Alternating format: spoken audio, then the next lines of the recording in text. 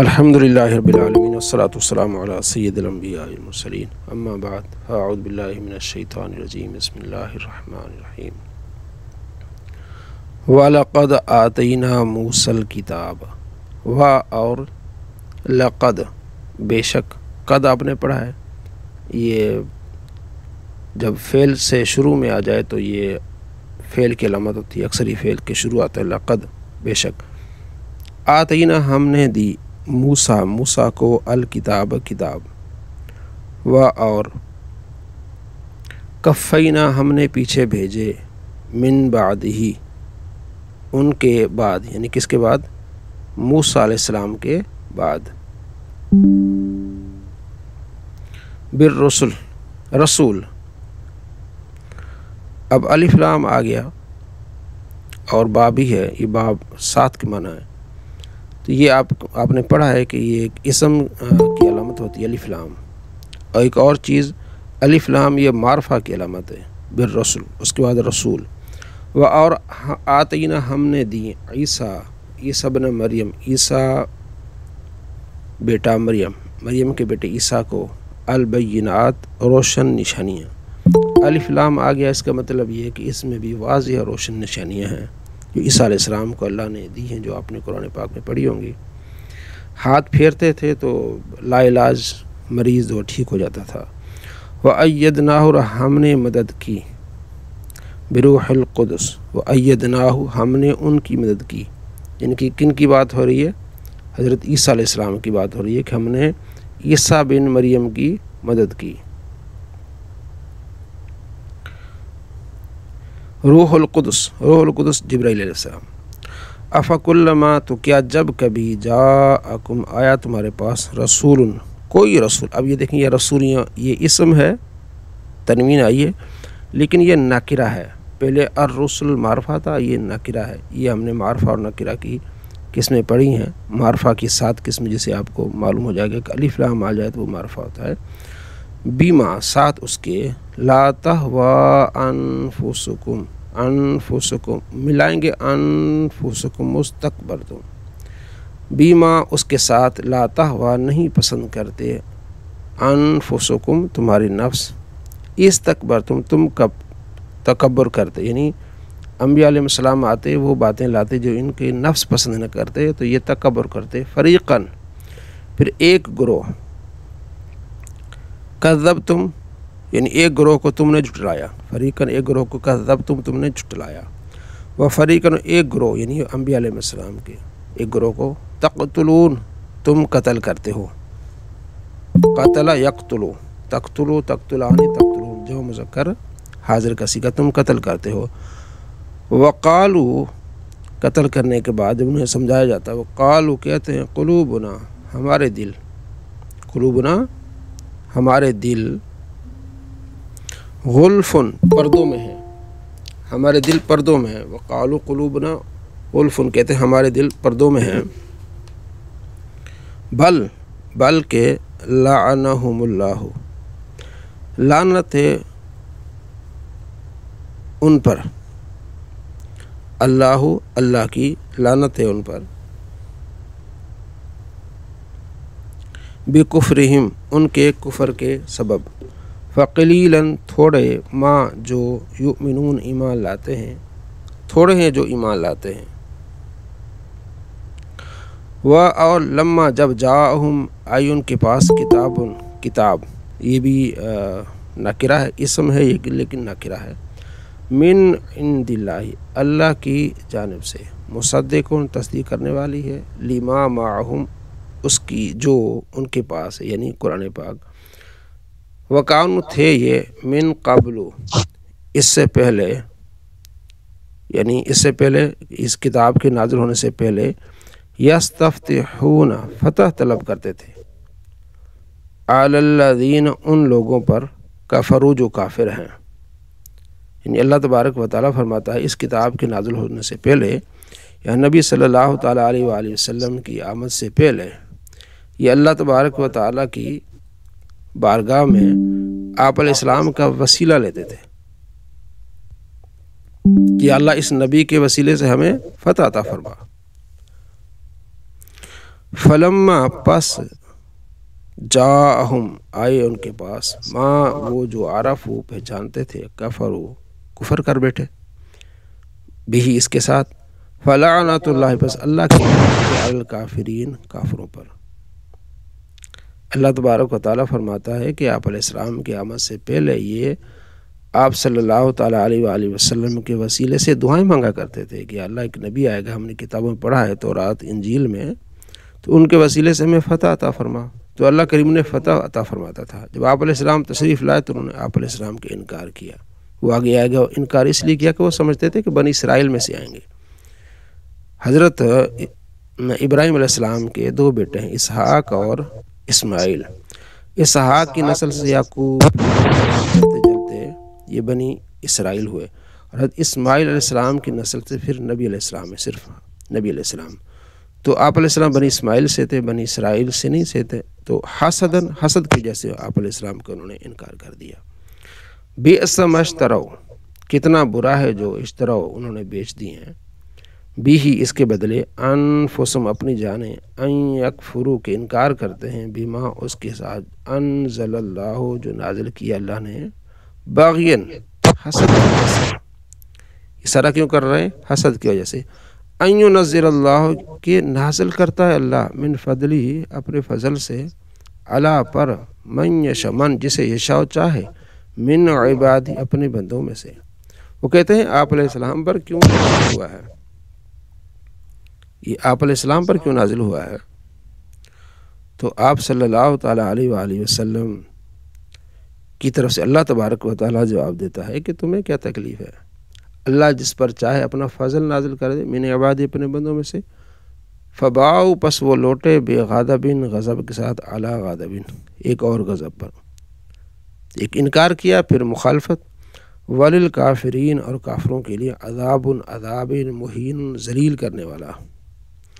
وَإِذَا جب قیل کہا جاتا ہے لہم انہیں آمنو ایمان لے آؤ، بما اس پر انزل اللہ انزل نازل کیا اتارا اللہ نے، جو اللہ نے اتارا ہے قرآن، اس پر ایمان لے آؤ، قالو کہتے ہیں نؤمن ہم ایمان لاتے ہیں، بما اس پر انزل علینا جو ہم پر نازل کیا گیا، وہ کہتے ہیں جو ہم پر نازل ہوا ہے تورات انجیل اسی پر ہم ایمان لاتے ہیں، وَيَكْفُرُ انکار کرتے ہیں، بما وراء جو اس تورات کے علاوہ ہے، سب کا ہم کیا کرتے ہیں؟ انکار کرتے ہیں۔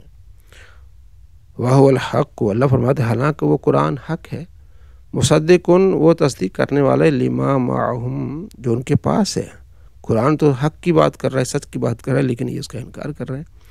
قل فرما دیجیے، یعنی یہ ان سے اے محبوب، فَلِمَ تَقْتُلُونَ پھر تم قتل کیوں کرتے تھے، انبیاء اللہ کے نبیوں کو، من قبل اس سے پہلے، ان کنتم اگر تم تھے، مومنین ایمان والے، یعنی تم یہ کہتے ہو کہ ہم قرآن کو ہم نہیں مانیں گے، ہم ان کو مانتے تو جو ہم سے پہلے، ہم توریت کو مانیں گے، ہم قرآن کو نہیں مانیں گے، ہمارا ایمان توریت پر ہے۔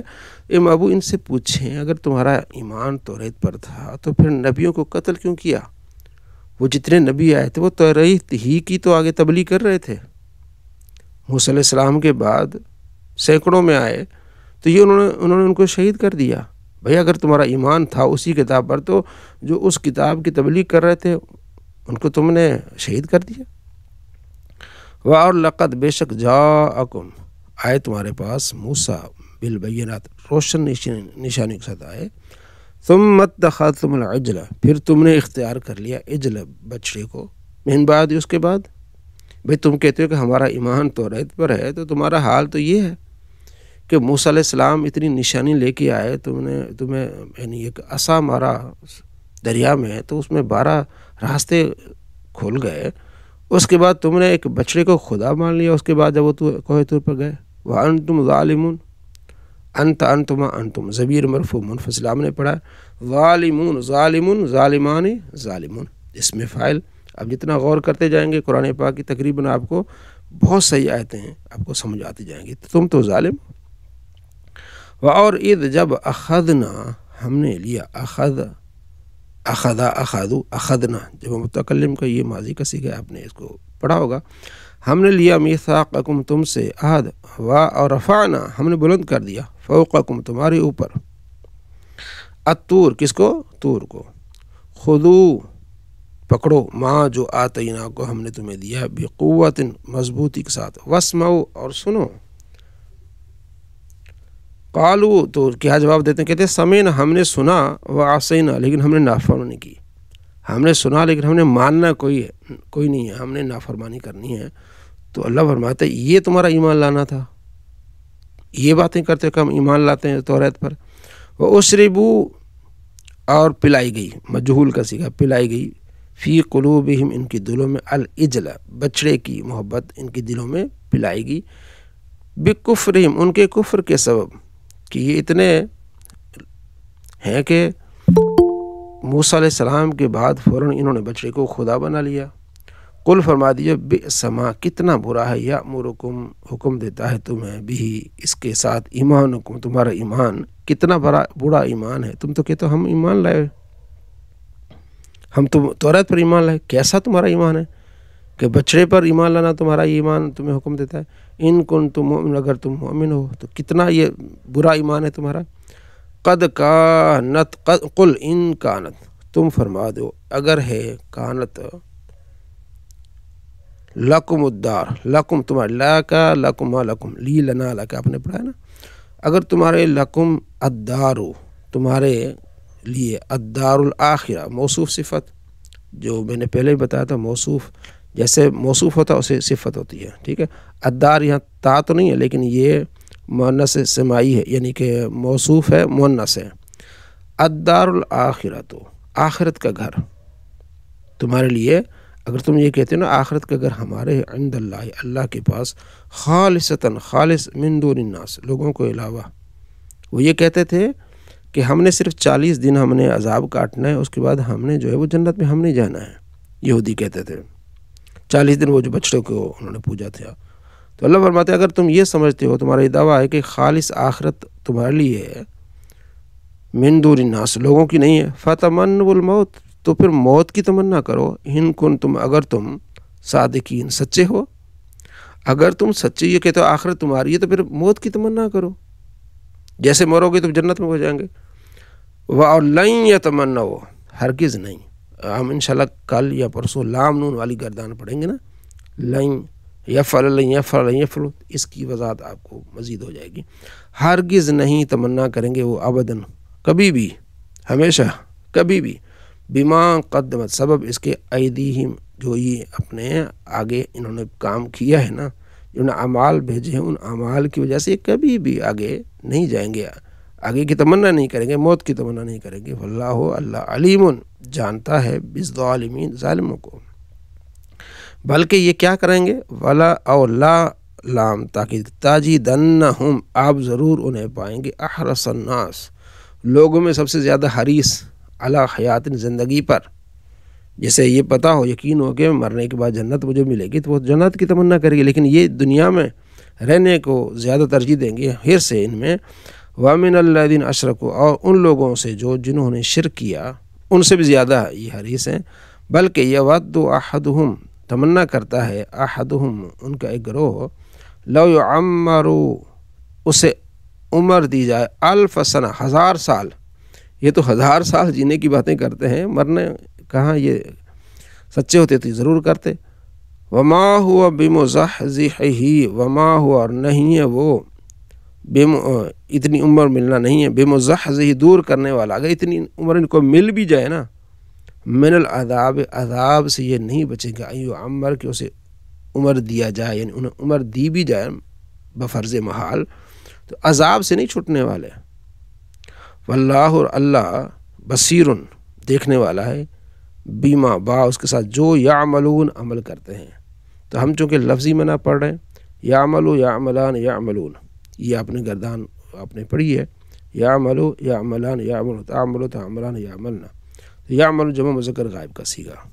تو اللہ فرماتا ہے یہ کبھی بھی مرنے کی تمنا ہی نہیں کریں گے، کیونکہ انہوں نے جو آگے کام بھیجے ہیں تو اس پر تو یہ نادم ہے. یہ تو کہیں گے تم 1000 سال جیو. تو یہ اللہ تبارک و تعالی نے ان کو جواب دیا جو یہ کہتے تھے کہ نہیں جی ہم تو اپنی کتاب توریت پر ایمان لاتے ہیں، ہم تو اس پر ایمان نہیں لائیں گے. تو اس کا جواب اللہ تبارک و تعالی نے اس انداز ان کو دیا. نحو میر، دوسرا ہمارا سبق ہے نحو میر۔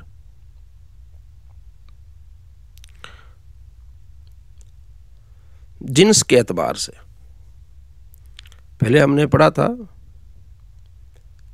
بلکہ یہ ہم نے پڑھا ہوا ہے،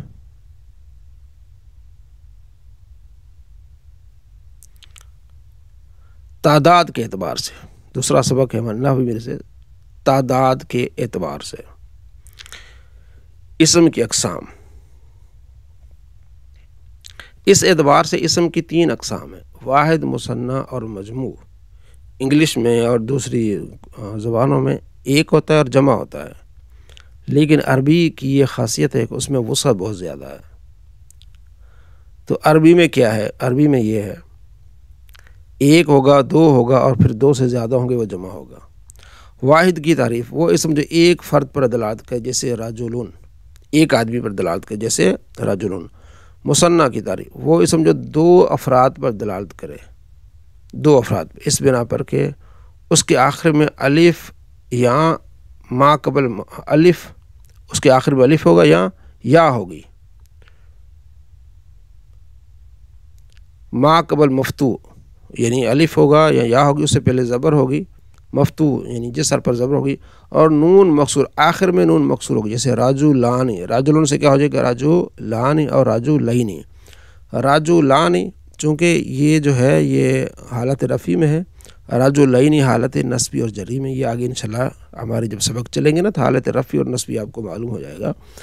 تو تثنیہ کیسے بنتا ہے؟ آخر میں الف آ جائے گا یا آئے گی، اس سے پہلے زبر آئے گی اور اینڈ پہ نون مکسور ہوگی، راجولانی، ٹھیک ہے؟ کیسے نا والدین، والدان، والدین، ٹھیک ہے، ماں باپ، تثنیہ ہے، ٹھیک ہے۔ شیخین، شیخین، حضرت ابوبکر صدیق، حضرت عمر فاروق، شیخین، اور حدیث میں امام بخاری، امام مسلم کو شیخین۔ اسی طرح فقہ میں شیخین، تو یہ تثنیہ ہوتا ہے، الف آئے گا یا آئے گی، اس سے پہلے زبر ہوگی اور اینڈ پہ نون مکسور ہوگی، یہ تثنیہ کی علامت ہے۔ مجموع وہ اسم جو 2 سے زائد افراد پر دلالت کرے، جمع یعنی 2 سے زائد افراد پر جو دلالت کرے گا اسے ہم کیا کہیں گے؟ یہ ہم کہیں گے یہ جمع ہے، اس بنا پر کہ اس کے واحد کے آخر میں لفظاً یا تقدیراً کوئی تبدیلی ہوئی ہو۔ ظاہر واحد کے آخر میں تبدیلی ہوئی ہے، لفظاً تبدیلی، جیسے رجال، رجل سے کیا ہو گیا؟ رجال، رجل واحد تھا، رجال تبدیلی آ گئی اینڈ پہ۔ راجلن، جیم اور لام کے درمیان الف آ گیا، تقدیراً تبدیلی، تقدیراً یعنی اندر معنوں میں فلکن ہے کہ اس کا واحد بھی فلکن ہے، کفلن کے وزن پر، اس کی جمع بھی فلکن ہے لیکن اسدن کے وزن پر ہے۔ یہ تقدیری آپ کو اسی طرح آپ کو یاد کرنا پڑے گا، یہ عربی ہے۔ اچھا، واحد کی بنا کے اعتبار سے جمع کی اقسام، ٹھیک ہے۔ پہلے آ گیا کہ آپ نے واحد کی تعریف، واحد ایک، جو ایک فرد پر دلالت کرے وہ اسم، مثنی وہ جو 2 پر دلالت کرے، پھر وہ مجموع جو 2 سے زیادہ۔ اب کہتے ہیں جمع، اس کے بارے میں واحد کی بنا کے اعتبار سے جمع کی اقسام، ٹھیک ہے۔ واحد کے بعد جو ہم جمع بناتے ہیں پھر اس جمع کی اقسام، اس کی 2 قسمیں، جمع تکسیر اور جمع تصحیح۔ جمع اس دن بھی ہم نے پڑھا تھا، کسی بہن نے بھی سوال کیا تھا تکسیر، وہ اب آ رہی ہیں۔ جمع تکسیر وہ جمع جس میں واحد کی بنا سلامت نہ رہے، وہ جو واحد کی اصل ہے وہ سلامت نہ رہے، اسے کہتے ہیں جمع تکسیر۔ جیسے رجال، ٹھیک ہے، راجلن، راجولن، ٹھیک ہے، تو رجال ہو گیا، اب واحد سلامت نہیں رہی۔ اب ایک وہ تصحیح آگے آئے گی، تصحیح جیسے مسلم، مسلمون، تو واحد سلامت رہ رہی ہے، مسلم لفظ وہی ہے، آگے اضافہ ہو رہا ہے، تو وہ جمع تصحیح ہے۔ جمع تکسیر کیا ہے؟ واحد ہے لیکن جب اس کی جمع بناتے ہیں وہ جمع سلامت نہیں رہتی، جمع میں فرق پڑ جاتا ہے، یعنی بیچ میں کوئی حرف آ جاتا ہے، اس جو واحد میں اسی میں فرق آ جاتا ہے جب جمع بناتے ہیں۔ تو رجال جمع کسی کے رجلوں، مسجد اس کی جمع کیا ہے؟ مساجد، مسجد جمع کیا ہے؟ مساجد۔ اب یہاں فی الحال جمع تکسیر تنبیہ کہتے ہیں، خیال رہے کہ ثلاثی اسماء سے، ثلاثی جیسے رجلن ہے، ٹھیک ہے، ثلاثی اسماء سے جمع تکسیر کی اوزان سماعی ہیں۔ عربوں سے ہم نے سنا ہے ایسا ہی ہے، رجلن سے رجال ہوئے گا، اس کا کوئی قانون نہیں ہے، سماعی ہے۔ قیاس کو اس میں کوئی دخل نہیں ہے، قیاس کو کہ بھی یہ کیسے ہو گیا، نہیں۔ البتہ رباعی اور خماسی اسماء میں جمع تکسیر قیاس کے مطابق آئے گی، قانون کے مطابق آئے گی، جیسے فعالو کے وزن پر بنتی، جیسے جعفر سے جعافرو، اور جحمر شنچو جہامرو۔ اب آگے جمع تصحیح، جمع تصحیح، جمع تکسیر اتنا آپ یاد رکھ رہے ہیں جس کی واحد کی بنا سلامت نہ رہے۔ جمع تصحیح جس کی واحد کی بنا سلامت رہے، وہ جمع جس میں واحد کی بنا سلامت رہے، یعنی مسلم ہے تو مسلمون نیچے آ رہا ہے، ٹھیک ہے۔ جمع کی بھی اس جمع جو جمع تصحیح ہے نا، تکسیر کے مقابلے میں جو جمع تصحیح ہے اس کی دو قسمیں ہیں، جمع مذکر اور جمع مؤنث۔ تکسیر میں ایک ہی تھی بس، تصحیح میں یعنی مذکر کے لیے الگ ہے، اس کی واحد کی بنا سلامت رہے گی، مؤنث کے لیے الگ ہے لیکن اس کی بھی واحد کی بنا سلامت رہے گی۔ جیسے جمع تصحیح کی طرح وہ جمع جس میں واحد کی بنا سلامت رہے، اس کی دو قسمیں، جمع مذکر، جمع مؤنث۔ یہ بڑی مزیدار چیزیں آپ کو سمجھ میں آئے گی جب یہ آپ کو تھوڑا سا آپ گہرائی میں جائیں گے، آپ کہیں گے اچھا اتنی بڑی پیاری باتیں ہیں۔ اچھا، جمع مذکر کیسے ہوگی؟ یہ بھی جمع مذکر تصحیح ہوگی، وہ جمع جس کے آخر میں واو ما قبل مضموم اور نون مفتوح ہو، جیسے مسلمون۔ دیکھا آپ نے، مسلم سے کیا ہو گیا؟ مسلمون۔ مسلم سے کیا ہو رہا ہے؟ واحد کی بنا سلامت ہی ہے، واحد کی بنا کیا ہے؟ سلامت ہی ہے، مسلم سے مسلمون ہو رہا ہے، ٹھیک ہے۔ یا ما قبل مکسور ہو، جیسے مسلمین، جیسے مسلمین۔ اب دیکھیں مسلم ہے نا، مسلمین ہوا ہے، مسلم تو ایک ہی ہے نا، جو مسلم واحد ہے وہ جو واحد ہے وہ سلامت ہے، واحد کیا ہے؟ سلامت ہے۔ آگے یا کا اضافہ ہو رہا ہے، مسلمین ہو گیا، اور یہاں مسلمون میں کیا ہے؟ مسلم۔ مسلم تو مسلم، واحد جو مسلم ہے وہ یہاں موجود ہے، آگے میں واو کا اضافہ ہو رہا ہے، یہاں یا کا اضافہ ہو رہا ہے اور یہاں واو کا اضافہ ہو رہا ہے، بس۔ اب یہ اسے کہتے ہیں تصحیح، یعنی جس میں واحد کی بنا سلامت رہے، واحد سلامت ہے، آگے اس میں اضافہ ہو رہا ہے۔ وہ جمع تکسیر جو تھی، تکسیر کسر سے منع ہے، توڑنا، وہ اس کی واحد ہی ٹوٹ جاتی جب جمع بناتے، بس یہ اتنی سی بات ہے، اور یہ آپ کو فائدہ دے گی۔ یہ ہو گئی مذکر کی کہ اس کے آخر میں واو ما قبل مضموم ہوگا، آخر میں نون مفتوح ہوگی، یا ما قبل مکسور ہوگی، یا سے پہلے کسرہ آئے گی اور آخر میں نون مفتوح ہوگا۔ آگے ہم پڑھیں گے یہ حالت رفعی میں اور یہ حالت نصبی میں، جری میں، بس۔ اچھا، یعنی یہ فاعلیت کی بنا بن جائے گی، فاعلیت والی، اور یہ مفعولیت کی والی حالت بن جائے گی۔ آگے جمع مؤنث کی تعریف، وہ جمع جس کے آخر میں الف اور تا کا اضافہ ہو، وہ جمع جس میں آخر میں الف اور تا کا اضافہ، جیسے مسلمات، جیسے مسلمات، مسلم تو ہے نا، آگے الف اور تا آگے کیا ہو گیا؟ مسلمات، مسلم سے کیا ہو گیا؟ مسلمات۔ اسے کہتے ہیں جمع تصحیح۔ جمع تصحیح کی پھر دو قسمیں ہوگی، پہلے تو آپ نے پڑھا واحد تثنیہ جمع، واحد ایک کے لیے، تثنیہ دو کے لیے، اور جمع دو سے زائد۔ پھر آگے جو جمع ہے نا، جو واحد سے جمع بناتے ہیں، اس کی پھر دو قسم ہیں، تکسیر اور تصحیح۔ تکسیر یعنی جو واحد سے اب جب جمع بنائیں تو واحد سلامت نہ رہے، رجل سے رجال ہو جائے گا، اسی واحد سے ہم نے جمع بنانی ہے نا، رجل سے رجال ہو جائے۔ ایک دوسری جمع تصحیح جس میں جب جمع بنائیں تو واحد سلامت رہے، آگے اضافہ کریں۔ پھر اس میں دو قسمیں، مذکر اور مؤنث۔ مذکر اس کے آخر میں واو ما قبل یعنی اس سے پہلے مضموم، یعنی اس سے پہلا وہ حرف ہوگا جس پر جمع ہوگا، مسلمون یا مسلمین۔ مؤنث جیسے کیا ہوگا؟ مسلمات، کیا ہو جائے گا؟ مسلمات۔ آخری بات، معنی کے اعتبار سے جمع کی اقسام، یہ ہو گیا لفظوں کے معنی کے اعتبار سے۔ اس اعتبار سے جمع کی دو قسمیں، جمع قلت اور جمع کثرت۔ جمع قلت اور جمع کثرت۔ جمع قلت کی تعریف، وہ جمع جس کا اطلاق 10 سے کم افراد پر ہوتا ہے، اسے کہتے ہیں جمع ہے لیکن ایک قلت ہے، 10 سے کم افراد پر۔ اس کے 4 اوزان ہیں، افعل جیسے اقلبن، اقلبن، افعل، اقلبن، یعنی کتے کتنے؟ 10 سے کم کتے ہیں۔ کلب کہتے ہیں کتے کو، کلب کہتے ہیں کتے کو، اقلبن یہ کتوں کی جمع ہے، یعنی 10 سے۔ افعال جیسے اقوال، افعلتن جیسے آونتن، آونتن مددگار، ٹھیک ہے، فعلتن جیسے غلمتن۔ تو یہ 4 اس کی کیا ہے؟ اوزان ہے۔ یہ جمع کیا ہے؟ قلت ہے، جمع ہے لیکن قلت۔ کتنی جمع ہے؟ 10 سے کم افراد ہے۔ آگے یاد رہے، جمع مذکر سالم اور جمع مؤنث سالم الف لام کی بغیر ہوں تو وہ بھی جمع قلت میں شمار ہوگی، جیسے مسلمون ہے نا، مسلمون، مسلمات، ٹھیک ہے، تو یہ بھی قلت یعنی 10 سے کم مسلمان۔ جمع کثرت کی تعریف، وہ جمع جس کا اطلاق 10 یا اس سے زیادہ افراد پر ہوتا ہے، اسے جمع کثرت کہتے ہیں۔ جمع قلت کے علاوہ باقی تمام اوزان جمع کثرت کہتے ہیں۔ جمع قلت کے کتنے اوزان ہیں؟ 4، افعل، افعال، افعلتن اور فعلتن۔ یہ آپ نے الحمدللہ جمع اور واحد سے متعلق آپ نے یہ پڑھ لیا، آگے اس کو آپ دیکھ لیجیے گا، سوالات کے جوابات بھی آپ نے دیکھنے ہیں۔ تو اس سے آپ کو کیا معلوم ہوا؟ اس سے آپ کو عربی میں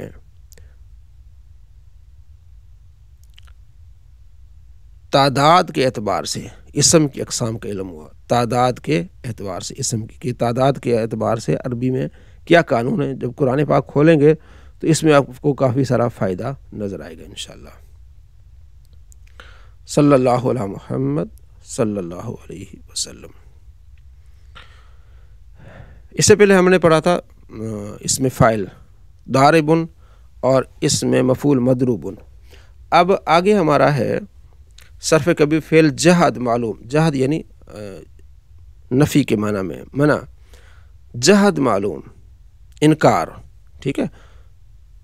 یضربو ہے نا، یضربو، اس کے 14 صیغے ہیں، یضربو، یضربان، یضربون، تضرب، تضربان، یضربون، تضربو، تضربان، تضربون، تضربین، تضربات، تضرب، اضرب، نضربو، ٹھیک ہے۔ تو یہ کیا کرتا ہے، لم جب اس میں داخل ہو جائے گا، یہ لم داخل ہوتا ہے مضارع میں۔ قرآن پاک میں اس میں ولن تفعلوا ولم، یہ آپ نے پڑھا ہے کہ وہ کبھی ایسا کر نہیں سکیں گے، نہ انہوں نے کیا۔ تو یہ قرآن پاک میں لم کا کافی ذکر ہے، ٹھیک ہے۔ لم یضرب، لم یضربا، لم یضربو۔ پہلے تو آپ یہ میں آپ کو بتاؤں کہ لم مضارع پہ داخل ہوتا ہے، لم کیا ہوتا ہے، مضارع پہ داخل ہوتا ہے۔ آگے گردان مضارع ہوگی لیکن اس میں فرق آ جائے گا۔ کس طرح فرق آئے گا؟ دو طرح کے فرق ہوں گے۔ جب لم داخل ہوگا نا، بلم اس کو بولتے ہیں، نفی جہت بلم، لم جب مضارع پہ داخل ہو تو یہ دو طرح کی تبدیلیاں کرتا ہے۔ مضارع میں تو یہ ہوتا ہے نا کہ حال یا مستقبل کا، پریزنٹ یا فیوچر کا معنی ہوتا ہے کہ یضربو مارتا ہے یا مارے گا، یضربو مارتا ہے یا مارے گا۔ جب یہ اور آخر میں یضربو اینڈ پہ پیش ہوتا ہے، یضربان نون ہوتی ہے، ٹھیک ہے۔ اب جب لم داخل ہوگا نا، اس نے دو طرح کے عمل کرنے ہیں، ایک معنی میں عمل کرنا ہے اور ایک لفظوں میں عمل کرنا ہے۔ لم جب مضارع پہ داخل ہوگا، ہوتا ہی مضارع پہ داخل ہے، جب مضارع پہ داخل ہوگا تو معنی میں عمل یہ کرے گا کہ اس کو ماضی منفی میں معنی میں بدل دے گا۔ مضارع کا معنی ہوتا ہے کرتا ہے یا کرے گا، مارتا ہے یا مارے گا، سنتا ہے یا سنے گا۔ لیکن جب لم داخل ہوگا، اس کا مطلب اس نے نہیں سنا، اس نے نہیں مارا، ماضی منفی کے معنی میں کر دے گا، ماضی منفی کے معنی میں یہ کر دے گا۔ لم جب مضارع میں داخل ہوگا، مضارع کے معنی کو الٹ کر دے گا، بالکل ہی ماضی میں کر دے گا، ماضی منفی میں، یہ کہ نہیں کیا۔ جیسے یضربو مارتا ہے یا مارے گا، ٹھیک ہے، یضربو مارتا ہے یا مارے گا، تو لم یضرب نہیں مارا اس ایک مرد نے، ماضی منفی میں کر دے، صیغہ واحد مذکر غائب۔ پہلا اس نے کیا عمل کیا؟ پہلا اس نے عمل یہ کیا لم نے کہ اس نے مضارع کا جو صیغہ تھا مارتا ہے مارے گا، اس کو ماضی کے لے گا، ماضی میں، اور ماضی منفی کا معنی ہوتا ہے نہ، کہ نہیں مارا، لم یسمع نہیں سنا، لم یشرب نہیں پیا، لم ینصر نہیں مارا اس نے۔ تو معنی میں تبدیلی کر دے گا کہ مضارع کا معنی ماضی منفی کر دے گا، پہلی تبدیلی۔ دوسری تبدیلی لفظوں میں کرا گا، یہ معنوں میں تبدیلی، لفظوں میں تبدیلی یہ کرے گا کہ جہاں جہاں پیش آتی ہے وہ پیش ساکن ہو جائے گی۔ لم یضرب، لم تضرب، پہلا لم یضرب، لم تضرب، لم تضرب، لم اضرب، لم نضرب، جہاں پیش آتی ہے، 5 جگہ پیش آتی ہے، یہ آپ نے لکھنا ہے، 5 جگہ۔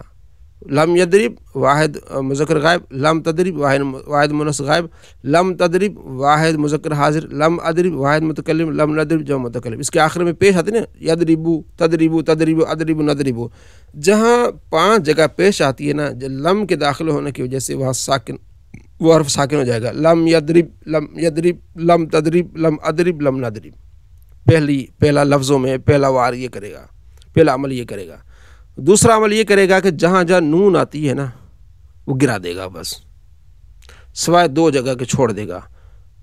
2 جگہ جو مؤنث جمع کی نا وہاں عمل ہے کہ لم یضربن، لم تضربن،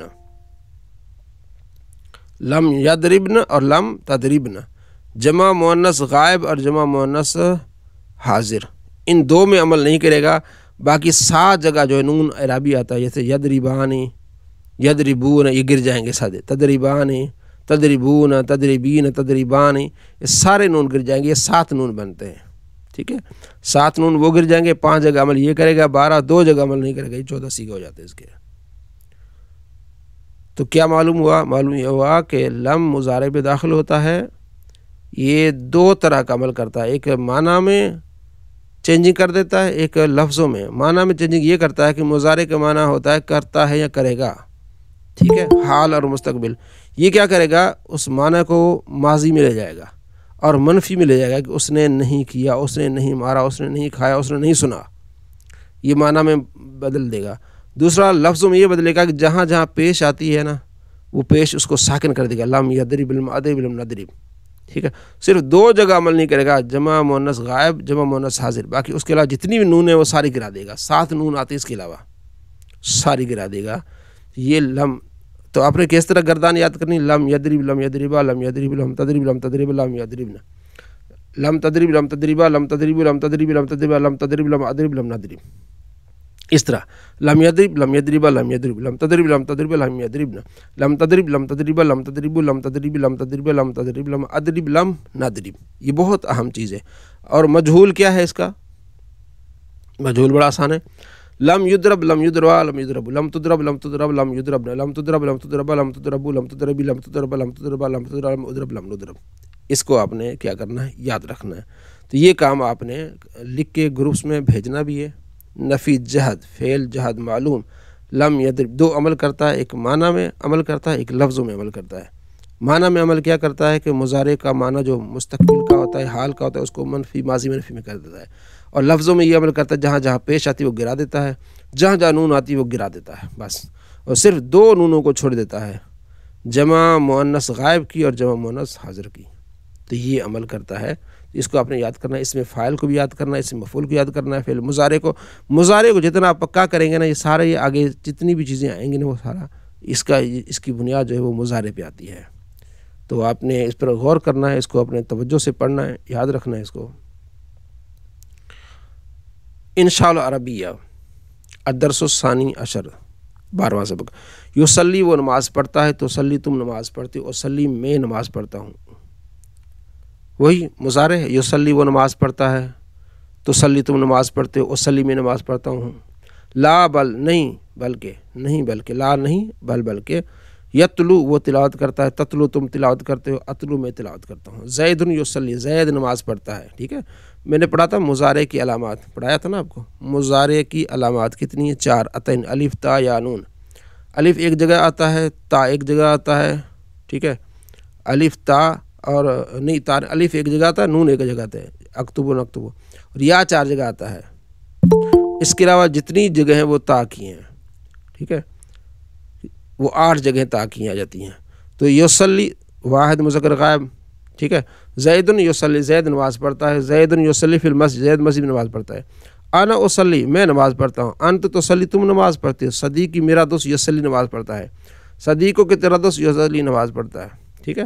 حال تصلی فی الغرفت کیا تم کمرے میں نماز پڑھتے ہو؟ لا نہیں بلکہ اصلی فی المسجد میں نماز مسجد میں پڑھتا ہوں۔ الطفل یتلو القرآن بچہ قرآن پاک کی تلاوت کر رہا ہے۔ انا اتلو القرآن میں قرآن پاک کی تلاوت کر رہا ہوں۔ انت تتلو القرآن تم تلاوت کر رہے ہو قرآن پاک۔ ہوا یتلو القرآن وہ قرآن پاک کی تلاوت کر رہا ہے۔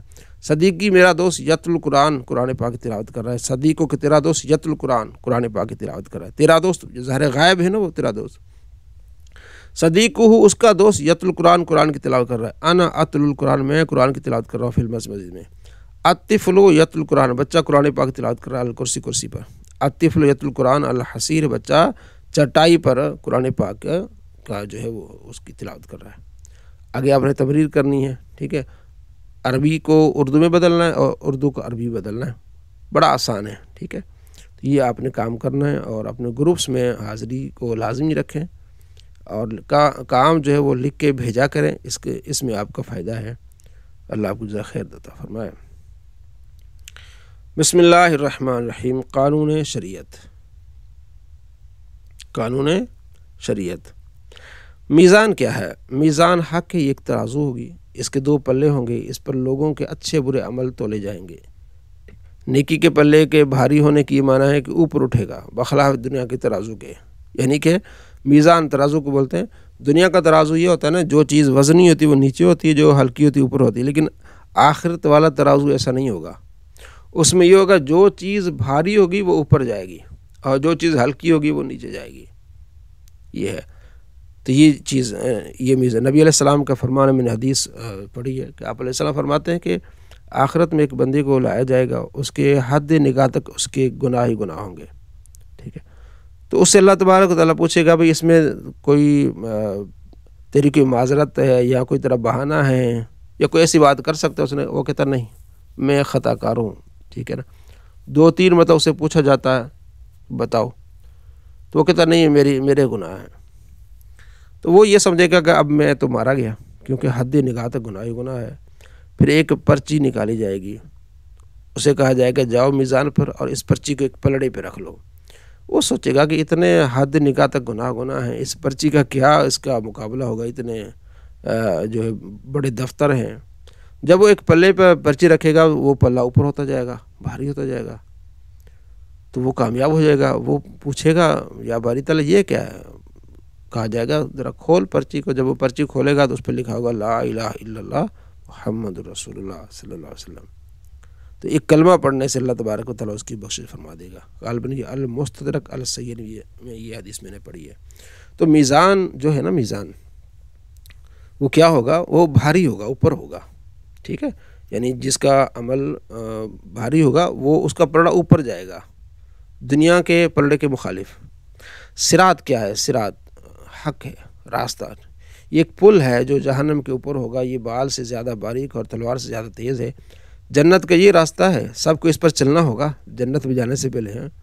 کافر نہ چل سکے گا اور جہنم میں گر جائیں گے، مسلمان پار ہو جائیں گے۔ بعض تو اتنی جلدی جائیں گے جیسے بجلی چمک اٹھے، ابھی ادھر تھے اور ابھی وہاں پہنچ جائیں گے۔ بعض تیز ہوا کی طرح، بعض تیز گھوڑے کی طرح، بعض دھیرے دھیرے، بعض گرتے پڑتے کامتے لنگڑاتے جائیں گے۔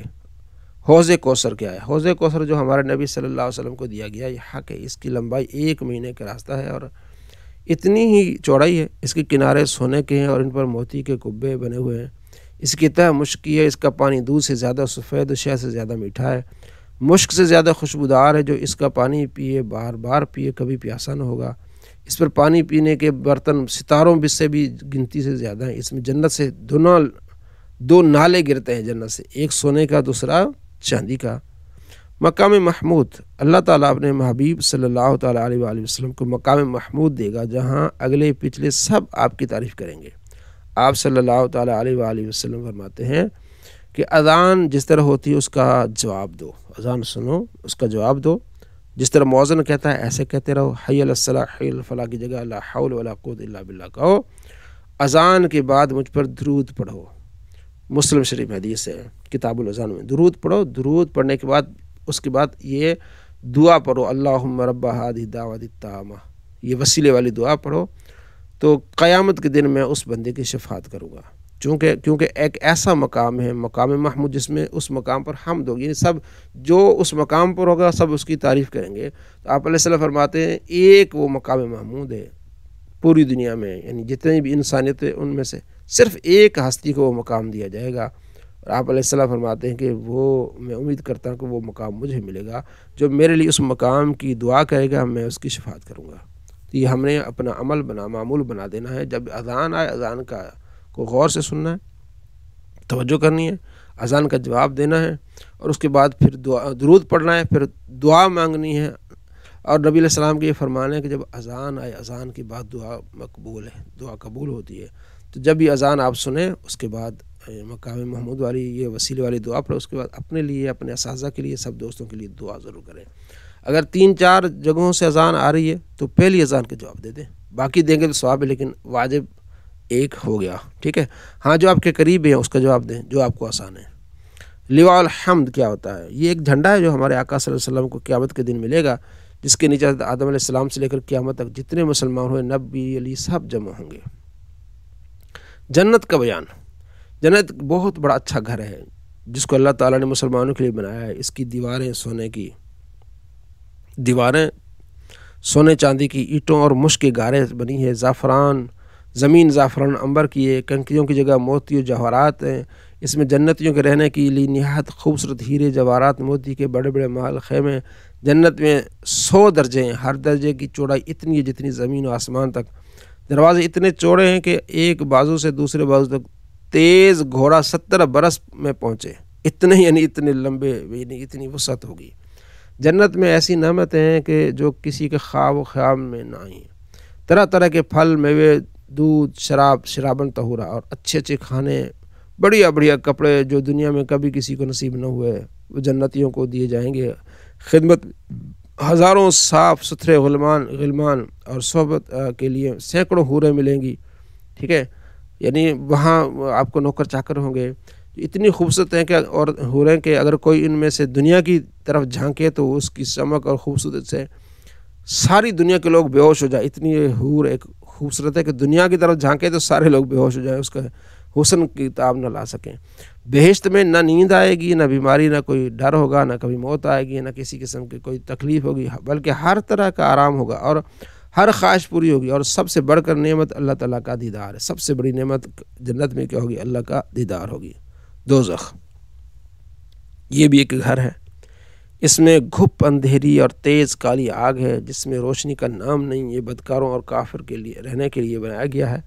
کافر اس میں ہمیشہ قید رکھے جائیں گے، اس کی آگ دم بدم بڑھتی رہے گی۔ جہنم کی آگ اتنی تیز ہے کہ سوئی کے ناکے برابر کھول دیا جائے تو تمام زمین والے سب کے سب اس کی گرمی سے مر جائیں۔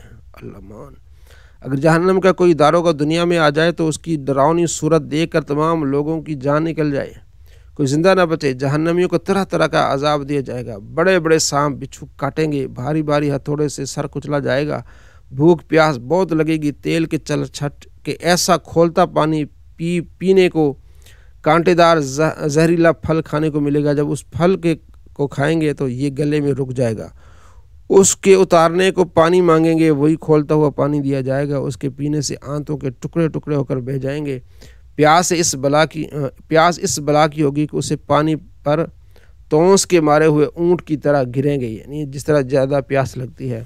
کفار جب عذاب سے عاجز آ کر موت کی تمنا کریں گے اور موت بھی نہ آئے گی تو آپس میں مشورہ کر کے جہنم کے داروغہ مالک علیہ السلام کو پکار کر کہیں گے، اب اپنے رب سے ہمارا قصہ تمام کرا دو۔ حضرت مالک علیہ السلام 1000 برس تک جواب نہ دیں گے۔ 1000 برس کے بعد کہیں گے، مجھ سے کیا کہتے ہو؟ اس سے کہو جس کی نافرمانی کی ہے۔ تب پھر 1000 برس تک اللہ تعالیٰ کو اس کی رحمت کے ناموں سے پکاریں گے اور 1000 برس تک جواب نہ دے گا۔ اس کے بعد فرمائے گا، دور ہو، جہنم میں پڑے رہو، مجھ سے بات نہ کرو۔ اس وقت کفار ہر قسم کی خیر سے نا امید ہو جائیں گے اور گدھے کی آواز کی طرح چلا کر روئیں گے۔ پہلے آنسو نکلے گا، جب آنسو ختم ہو جائے گا تو خون روئیں گے، روتے روتے گالوں میں خندق کی طرح گھڑے پڑ جائیں گے۔ رونے کا خون اور پیپ اتنا ہوگا کہ اس میں کشتیاں ڈالی جائیں تو چلنے لگیں۔ جہنم کی شکل ایسی بری ہوگی کہ اگر کوئی جہنمی دنیا میں اس صورت میں جلایا جائے تو تمام لوگ اس کی بدصورتی اور بدبو کی وجہ سے مر جائیں۔ آخر میں کافروں کے لیے یہ ہوگا کہ ہر کافر کو اس کے قد کے برابر صندوق میں بند کر دیں گے، پھر آگ بھڑکائیں گے اور آگ کا کفل لگائیں گے۔ اللہ اکبر۔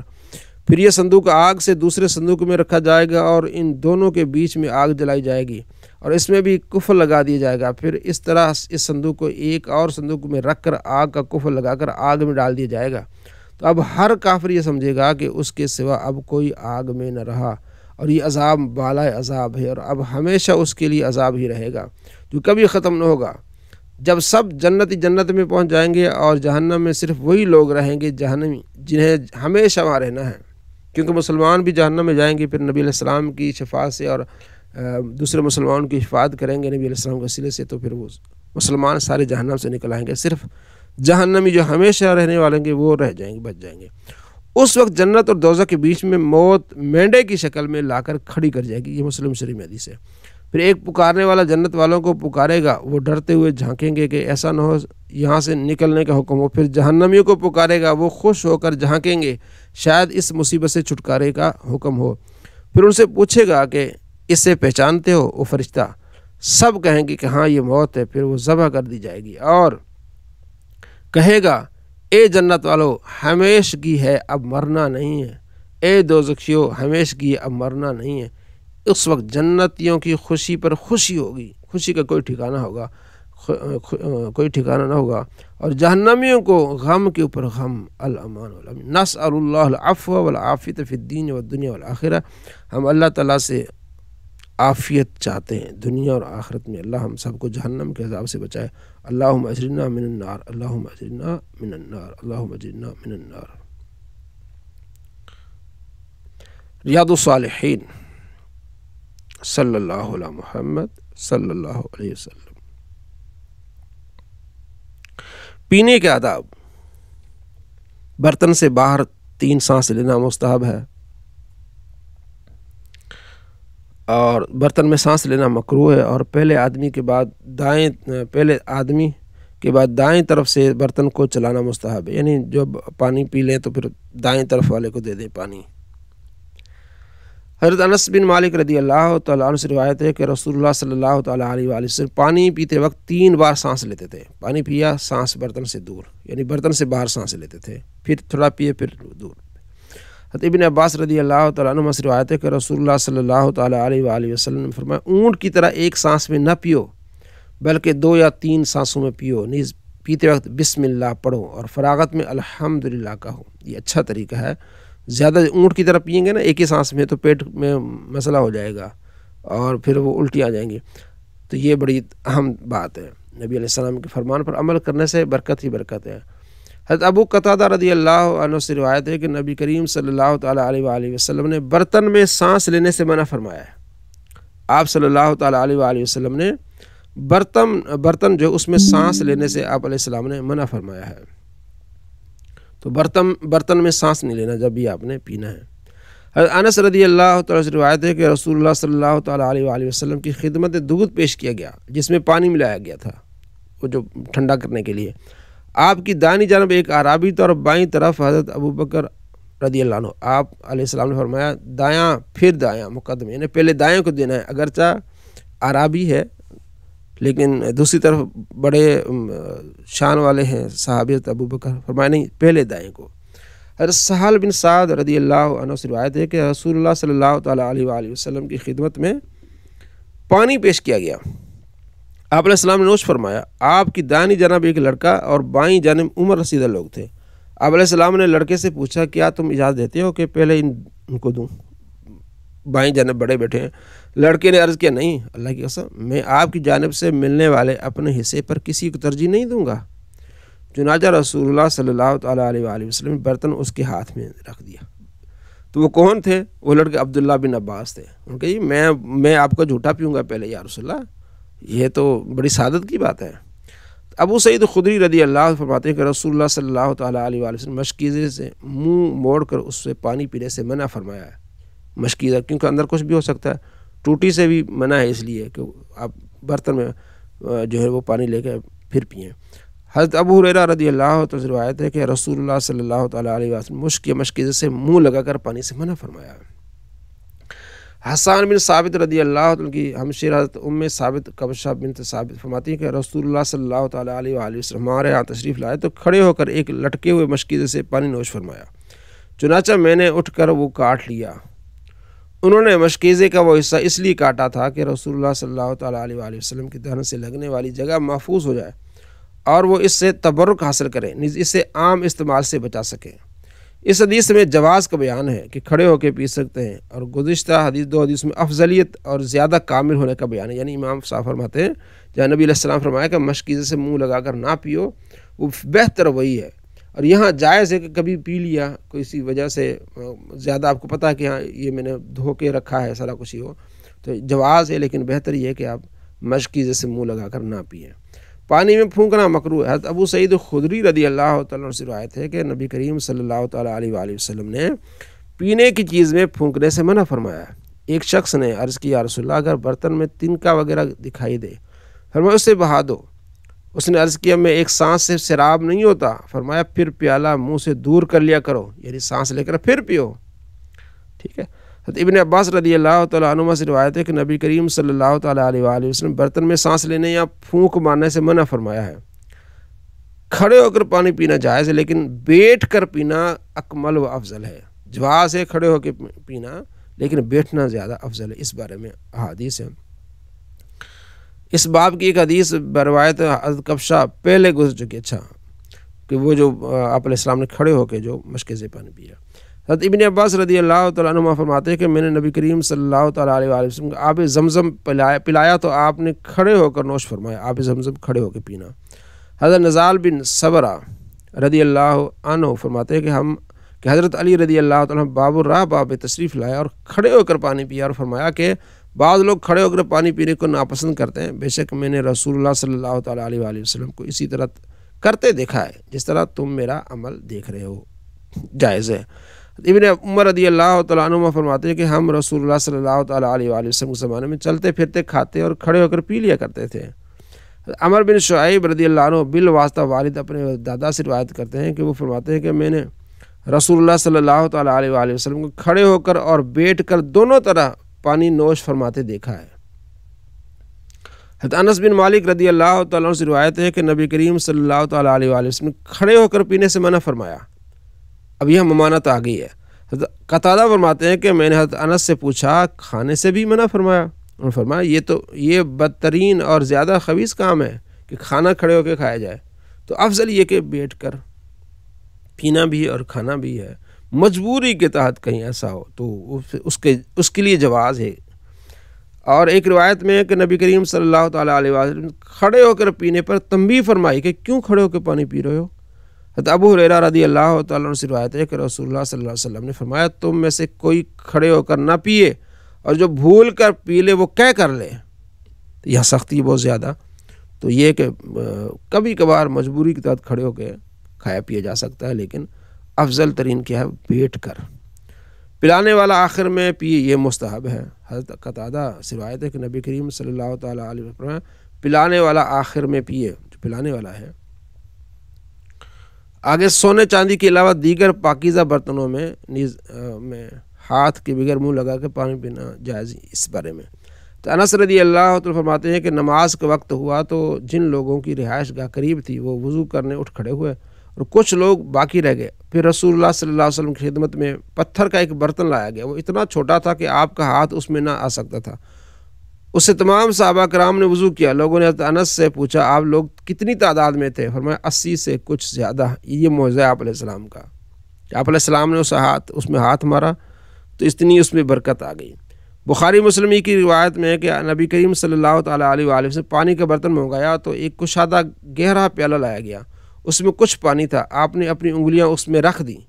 تو انس رضی اللہ عنہ فرماتے ہیں کہ میں آپ کی انگلیوں سے پانی نکلتا دیکھ رہا تھا، میں نے وضو کرنے والوں کا اندازہ لگایا تو وہ 70 کے قریب تھے۔